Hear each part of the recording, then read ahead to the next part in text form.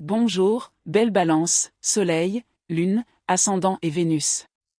Bienvenue dans le tirage d'aujourd'hui. Découvrons ensemble les messages que les cartes vous révèlent. Vous êtes la toute première personne à avoir réussi à les amener à faire cela. Vous avez profondément transformé quelque chose dans leur cœur. Voilà le message, et la moitié de cette affirmation est tout à fait juste. Naturellement, la question qui vous a poussé à cliquer sur ce tirage est celle de la réponse. Quel est ce message? Qu'ont-ils fait exactement? Je connais la réponse, mais je ne vous la dévoile pas tout de suite. Je vous la donnerai dans la 4e partie, telle qu'elle est apparue et sous sa forme originale. Mais d'abord, il y a une précision à apporter, la seconde partie de ce message est mal formulée. Personne ne peut changer le cœur d'autrui. Les cœurs ne fonctionnent tout simplement pas ainsi, et les êtres humains non plus. Ce qui s'est réellement passé est plus subtil, mais aussi beaucoup plus durable. Imaginez le seau d'un bocal jamais ouvert. La première torsion est brutale. Il faut utiliser ses deux mains. Parfois, un chiffon. Parfois, de l'eau chaude. Puis, soudain, le couvercle cède avec ce petit craquement. Et après cette première ouverture, le couvercle se dévisse d'un seul doigt, à chaque fois, indéfiniment. Et personne ne parvient jamais à remettre le seau d'origine. Le bocal n'est pas cassé. Il n'est pas abîmé. En fait, il s'ouvre plus facilement que n'importe quel autre bocal de la maison. Vous n'avez pas changé leur cœur. Vous avez brisé un seau. Et un seau ne se brise qu'une seule fois. Ce message est arrivé à une heure où j'aurais dû dormir, mais je ne dormais pas. Je me suis levé car quelque chose en moi refusait de se calmer. Et voilà ce qui m'attendait. Vous n'avez pas cherché ce message. Il a été conçu spécialement pour une personne, puis diffusé. Parmi toutes les lectures disponibles sur cette application ce soir, c'est celle-ci qui est parvenue jusqu'à vous. Récemment, cette personne vous a dit quelque chose, et elle l'a présenté comme quelque chose de sans importance. Leur voix était monocorde. Leurs mots étaient faibles. Ils passèrent immédiatement à un autre sujet sans même marquer de pause. Et vous avez remarqué que l'importance de leurs propos ne correspondait pas à leur ton. Mais vous n'avez rien dit. Ce n'était pas de la modestie. C'est simplement la façon dont on parle lorsqu'on porte en soi quelque chose de nouveau. On parle généralement des nouveautés à voix basse, car la voix n'a pas encore intégré le changement. Restez avec moi tout au long des 6 parties, car à la fin, rien ne vous aura échappé. Vous aurez une vision d'ensemble. Maintenant, je vais faire quelque chose que je n'ai jamais fait auparavant dans ce type de tirage. Je vais d'abord retourner la dernière carte de ce tirage, avant toutes les autres. La carte du résultat. La toute dernière carte. Je la retourne maintenant, dès le début. C'est le soleil. Et je ne vais pas l'interpréter. Pas un mot. Elle restera face visible à l'extrémité de cette rangée pendant toute la durée du tirage. Vous la verrez là, immobile, sans qu'elle ne vous révèle rien. C'est intentionnel. Et lorsque nous aborderons la 6e partie, vous comprendrez précisément pourquoi j'ai procédé ainsi. La première carte du tirage est l'empereur. Je vous invite à observer ses jambes sous sa robe, sous tout le reste. Cet homme est entièrement revêtu d'une armure. Il est assis à l'intérieur, sur son trône, vêtu d'une armure complète. Il est seul. Il n'y a pas d'ennemi. Pas d'armée. Aucun danger immédiat. Aucun visiteur. Il n'y a même pas de menace. Il est paré pour une bataille qui n'a pas lieu et qui, à vrai dire, n'a pas eu lieu depuis des années. C'est votre représentant. Et cela n'est pas de l'agression. Ce n'est pas simplement de la froideur non plus. C'est quelqu'un qui a pris une décision il y a très longtemps concernant ce qu'il fera et ne fera pas, et qui n'est jamais revenu sur cette décision. Jamais. Pas même pour quelqu'un d'autre. Observez attentivement cette carte. Des lignes droites. Des angles droits. De la pierre. Il n'y a rien de doux nulle part. C'est une vie construite sur des règles. Et les règles peuvent être une excellente façon de vivre. Les règles rendent une personne fiable. Elles la rendent constante. Elles la rendent incroyablement difficile à influencer. Une telle personne est constamment admirée et presque jamais remise en question. La deuxième carte est la force. Et c'est là que le message se confirme. Il y a une femme et un lion. Ses mains reposent contre la mâchoire de l'animal. Mais regardez attentivement le lion, car il est au cœur de toute l'histoire de cette carte. Sa queue est baissée. Sa tête est tournée vers sa main. Sa langue pend. Cet animal n'est pas retenu. L'animal a déjà cessé de se débattre. Et rien sur cette photo n'explique pourquoi. Parce qu'elle ne fait rien. Il n'y a pas d'arme. Il n'y a pas de chaîne. Il n'y a pas de corde. Il n'y a pas de levier. Elle n'a pas la main levée. Aucune force n'est utilisée. Elle est habillée. Elle était vêtue de blanc et se tenait dans un champ, une petite colline en arrière-plan. Voilà précisément le message. Et je tiens à être très clair. Vous n'êtes pas responsable de ce qui leur est arrivé. Rien n'a été fait. Rien n'a été mérité. Ce qui a changé s'est produit de leur côté, à l'intérieur de l'animal, sans que vous ayez à le demander. Vous allez probablement en réclamer le mérite. Et vous ne l'obtiendrez pas. C'est le lion qui a bougé. Elle n'a tout simplement pas bronché. Placez donc ces deux cartes côte à côte, car elles décrivent toute la situation. Une personne assise dans une armure qu'elle n'a pas enlevée depuis des années, sans qu'aucun combat n'ait lieu. Et un animal qui a cessé de se battre pour une raison que personne sur la photo ne peut expliquer. L'une de ces deux cartes est sur le point d'expliquer l'autre. Et ce n'est pas l'armure. Il y a une phrase que cette personne utilise à propos d'elle-même, et tous ceux qui l'entourent la répètent. Avant de lire cette rangée, j'aimerais que vous écriviez un mot sous cette vidéo. Ce mot est premier astérisque. Et ce n'est pas un mot anodin dans ce tirage.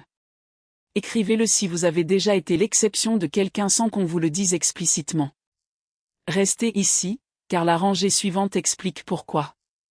La première carte de cette rangée est le 6 de coupe. Et il ne s'agit pas simplement de nostalgie. 6 coupes sont disposées autour d'une petite cour intérieure, et chaque personne tient une fleur. Il n'y a pas d'eau. Il n'y a pas de vin. Il y a de la terre. Et une fleur blanche y pousse, droite vers le ciel. Quelqu'un a pris 6 récipients destinés à boire et y a planté quelque chose de façon permanente. Une coupe avec une fleur qui y pousse est magnifique. Mais elle a aussi cessé de remplir sa fonction de coupe. Plus jamais personne ne boira dans ces coupes. Et ce n'est pas un hasard. C'est votre personne. Et honnêtement, c'est peut-être la représentation la plus fidèle d'elle-même dans tout ce jeu de cartes. Elle a pris tout ce qui pouvait potentiellement être offert à l'extérieur et a décidé que c'était terminé. Elle ne revient pas sur ses décisions. Elle ne rouvre pas les vieilles portes. Elle ne revient pas sur ses décisions. Elle prend une décision une fois pour toutes, tôt et clairement, et ensuite, cette décision fait partie intégrante du décor. Et les meubles, ça ne se déplace pas. Dans la maison, tout le monde apprend simplement à les contourner. Demandez à n'importe qui connaît cette personne, et vous entendrez probablement les mêmes 3 choses. Elle est cohérente. Elle est sincère. Avec elle, on sait toujours à quoi s'attendre. Chacune de ces affirmations est un compliment. Et chacune d'elles est aussi un mur. Regardez cette cour. Elle est entourée d'un mur. Et ce mur est vieux. Il est bas. Ce n'est pas une forteresse. C'est un jardin entretenu à l'identique depuis des années. On aperçoit aussi une silhouette à l'arrière-plan qui s'éloigne. Il y a toujours quelqu'un qui quitte ce tableau. Et personne ne se retourne pour le regarder partir. Tout a commencé dans leur jeunesse. Et cela a commencé pour une raison qui leur paraissait logique à l'époque. Cela leur convenait. À un moment donné de leur passé, un revirement de situation leur a coûté très cher. Alors, ils ont bâti leur vie de manière à ne plus jamais revivre cela. La deuxième carte est le 5 d'épée. Et voici le prix de ce choix. Un homme se tient là, tenant 3 épées, tandis que 2 autres gisent au sol. Personne ne les a ramassées. Et personne ne reviendra les chercher. 2 silhouettes s'éloignent le long du rivage, sans se retourner. Ce n'est pas une bataille. Personne sur cette image ne se bat. C'est l'instant qui suit la dispute. Et cet instant est toujours d'un calme absolu. Cette personne a remporté presque tous les désaccords auxquels elle a participé. Non pas en criant. Non pas par cruauté. Elle a gagné par sa constance. En ayant raison suffisamment souvent. Et en ne laissant jamais à l'autre personne la possibilité de revenir. Il n'y a aucune cruauté manifeste là-dedans. Et c'est précisément ce qui rend la chose si difficile à contester. Alors, les gens sont partis. Amis. Famille. Quelqu'un qui comptait beaucoup pour eux. Et chacun d'eux est resté à jamais absent, car aucune porte n'est restée ouverte pour qu'ils puissent frapper à la sienne. Regardez le ciel sur cette carte. C'est le seul élément désordonné. Déchiré. Déchiré. En mouvement. Tout est parfaitement immobile au sol, mais le ciel est agité. C'est là que réside le trouble chez cette personne. Au-dessus du cou. Et personne ne le voit. Voici l'objection, et je la prends au sérieux car elle est justifiée. Si cette personne a changé quelque chose d'aussi important, pourquoi ne m'en a-t-elle jamais parlé? Parce que personne n'annonce avoir enfreint une de ses propres règles. Il n'y a pas d'annonce pour ça. On n'entre pas dans une pièce comme c'est à point été déclaré que vous avez cessé d'être la personne que vous étiez. Vous le faites simplement une fois, discrètement, en espérant que personne n'en fasse toute une histoire. Le silence qui entoure cela n'est pas une preuve du contraire. Le silence en est la manifestation. Plus le changement intérieur est profond pour une personne, plus elle le dissimule. Et il y a un autre détail dans cette histoire, qui explique presque tout. Très tôt, cette personne vous a énoncé la règle directement. Elle l'a dit clairement. C'était comme un petit avertissement sur elle-même. Elle l'a probablement dit avec désinvolture. Peut-être même en riant. Quelque chose comme « Je suis comme ça. Je ne fais pas ça. Je n'ai jamais été différent. » Tout le monde a droit à une phrase de ce genre, comme une sorte de mise en garde. Elle le dit tôt pour que personne ne puisse l'accuser plus tard de cacher sa vraie nature. Et voici ce que vous avez fait de cette déclaration. En réalité, vous n'avez jamais consciemment décidé d'agir en conséquence. Vous ne l'avez pas contesté. Vous n'avez pas essayé de les convaincre de changer. Et vous ne lui avez pas obéi non plus. Vous n'avez pas réorganisé votre vie selon leurs règles. Vous l'avez simplement entendu. Vous êtes resté exactement comme avant. Et vous avez continué à être présent. Vous n'avez plus jamais évoqué cette règle. Pas une seule fois. Ni pour la tester. Ni pour vous en plaindre. Tous leurs proches ont observé cette règle pendant des années, attendant de voir si elle allait un jour changer. Et la seule personne qui n'y a pas prêté attention est celle pour qui elle a changé. Il y a un mot qui sort de la bouche de cette personne ces derniers temps, un mot qui ne lui appartenait pas auparavant. La première carte de cette rangée est le roi de Pentacles. Et regardez où il est assis. Il est dehors.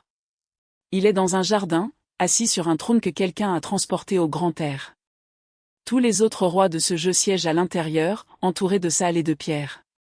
Mais celui-ci est assis au milieu des vignes, son château se dressant derrière une épaule. Des grappes de raisin sont brodées sur sa robe. Des vignes poussent sur la treille derrière lui. On ne distingue presque plus où s'arrête l'homme et où commencent ses possessions. Et sous sa robe, à une seule jambe, il porte une armure. Une seule jambe. C'est le détail que je veux que vous remarquiez. Pas entièrement armé. Pas complètement sans armure. Protégé d'un seul côté.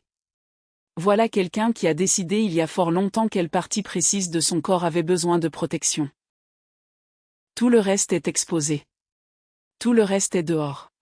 Tout le reste est sans défense. Et pourtant, personne n'y a jamais touché. Maintenant, regardez le jardin lui-même. Il ne manque rien. Rien n'est inachevé. Rien n'est abîmé. Rien dans cette image n'a besoin de l'intervention de quelqu'un d'autre pour être complète. C'est ce que les gens comprennent mal chez une personne comme celle-ci. Alors écoutez attentivement. Cette personne n'était pas seule. Elle n'attendait pas passivement. Il n'y avait aucun vide dans sa vie que vous êtes venu combler. Sa vie était déjà complète avant votre arrivée. Et elle le serait restée sans vous. C'est précisément pourquoi ce qui s'est passé mérite toute l'importance que ce message lui confère. Rien n'était nécessaire. Rien ne manquait. Et pourtant, quelque chose a changé. Une personne qui a un vide dans sa vie change parce qu'une autre personne comble ce vide. Ce n'est pas ce qui s'est passé ici. Et c'est précisément pourquoi c'est important. La deuxième carte est le chevalier de Pentacles. Et cette carte montre comment cela s'est produit. Regardez le cheval. Et je veux dire, étudiez-le vraiment, car il est différent des autres. Tous les autres chevaux de ce jeu de cartes ressemblent à des chevaux de selle. Légers. Rapides. Façonnés pour la vitesse. Celui-ci est lourd au niveau du poitrail et épais au niveau des jambes. C'est un cheval de trait. Il a été élevé pour tirer. Il a été conçu pour porter du poids en ligne droite. Un animal bâti de cette façon ne peut pas simplement pivoter sur lui-même. Il ne le peut pas. Son corps n'est pas fait pour cela. Un cheval comme celui-ci change de direction en décrivant un large arc de cercle lent sur une longue distance. Progressivement. Si progressivement que si vous étiez à côté de lui, vous ne remarqueriez probablement même pas qu'il tourne. Et voilà la réponse à la question que vous vous posez depuis un an. Comment ai-je pu passer à côté? Comment n'ai-je rien remarqué pendant que cela se produisait? Vous n'avez rien manqué. Il n'y a jamais eu le moindre moment évident pour manquer cela. Il y avait simplement une lente progression. Des mois. Des mouvements infimes. Des changements minimes, impossibles à photographier au jour le jour. Le chevalier se tient immobile dans un champ fraîchement labouré, au sillon parfaitement régulier. Le travail derrière lui est déjà achevé. Et pourtant, il ne se retourne pas. Il tient la pièce juste devant lui et l'examine. Rien qu'elle. Une seule chose, tenue dans deux mains par un homme capable d'en porter 10, et qui le fait habituellement. La troisième carte est la de bâton. Et voici l'instant précis. Une main émerge d'un nuage, tenant une branche. Mais regardez attentivement point à l'endroit où la main est positionnée. Cela saisit le personnel en plein milieu. Pas en bas. Pas à la fin. Personne ne porte normalement quelque chose par le milieu. Vous transportez quelque chose par le bas, correctement équilibré. Cependant, lorsque vous prenez quelque chose pour la première fois, vous le saisissez quelque part au milieu. Cela fait que cette carte parle de s'emparer de quelque chose, plutôt que de le porter. Et cela vous dit exactement quelle forme a pris l'événement. Et la forme est beaucoup plus petite que ce que vous souhaiteriez. Il n'y a pas eu de scène dramatique. Pas de conversation majeure. Aucune décision orale. Il y a eu simplement un moment ordinaire où ils sont allés de l'avant et ont fait la chose. Et le plus étrange, c'est qu'ils n'ont peut-être même pas réalisé ce qu'ils faisaient pendant qu'ils le faisaient. Les gens n'ont pas nécessairement l'impression d'enfreindre l'une de leurs propres règles. Ce qu'ils ressentent par la suite est un peu étrange. Peut-être pendant une heure. Les feuilles commencent déjà à tomber de cette branche, même si elle vient tout juste d'être soulevée. La dernière carte de cette rangée est la page des coupes. Et celui-ci vous appartient. Il est le seul personnage dans tout ce deck à porter quelque chose qui a réellement grandi. Elle n'a pas été sculptée. Il n'était pas cousu dans un symbole ou un écusson. Il y a des fleurs réparties sur tout le tissu. Quelqu'un sur cette photo se promène couvert de quelque chose qu'il a ramassé ailleurs. Et c'est ce que je veux que vous surveilliez. Parce que c'est quelque chose que vous pouvez réellement vérifier. Il y a un mot. Ou peut-être une petite phrase. Quelque chose qui vous appartient spécifiquement. Quelque chose que tu dis toujours. C'est peut-être une façon particulière d'expliquer quelque chose. C'est peut-être un mot que vous utilisez de manière légèrement incorrecte. Et dernièrement, cela a commencé à apparaître dans le discours de cette personne. Et non, ce n'est pas qu'une impression. Ils ne vous copient pas consciemment pour se sentir plus proche de vous. Ils ne réalisent peut-être même pas qu'ils le font. La langue bouge avant les gens. Et le langage peut évoluer sans demander la permission à personne. Ne le signalez pas. Ne les taquinez pas à ce sujet. Ne leur répétez pas cela. Les fleurs sur cette tunique venaient de quelque part. Mais personne sur la carte ne parle d'où ils viennent. Et il y a une partie de cette lecture que vous n'apprécierez probablement pas. Cela vient en deuxième position. La première carte de cette rangée suivante est le 6 de baguette. Et c'est là que votre réponse entre enfin en jeu. Un cavalier revient sur une route avec une couronne de laurier posée sur la tête. Il y a une autre couronne attachée au sommet du bâton qu'il porte. 2 couronnes en une seule carte. On en porte un. L'autre est porté pour quelqu'un d'autre. Retenons ce détail, car nous y reviendrons à la fin de cette ligne. Maintenant, regardez le cheval. L'animal entier est recouvert d'un tissu vert. Vous ne pouvez pas réellement voir le cheval lui-même. Pas son corps. Pas ses jambes. Seule la draperie. L'objet chargé de faire toute la marche est complètement caché sous la décoration. Et les gens qui l'entourent sont dessinés presque comme des têtes. Seulement des têtes. Pas de visage. Pas de corps. Personne dans cette foule ne peut réellement voir ce qui s'est passé. Ils ne voient qu'un homme arriver. Voici donc ce qu'ils ont fait. Et je veux que tu restes immobile pendant que tu entends ceci. Ils sont revenus sur quelque chose qu'ils avaient ouvertement dit sur eux-mêmes. Ce n'est pas une promesse qu'ils vous ont faite spécifiquement. Une position sur qui ils sont. Une déclaration sur ce qu'ils font et ne font pas. Une de ces phrases de la deuxième partie. Je ne sais pas. Je n'ai jamais. Je ne le suis pas. C'était peut-être une question de contact. C'était peut-être une question de distance. Peut-être s'agissait-il de la part d'eux-mêmes qu'ils permettaient à une autre personne de voir.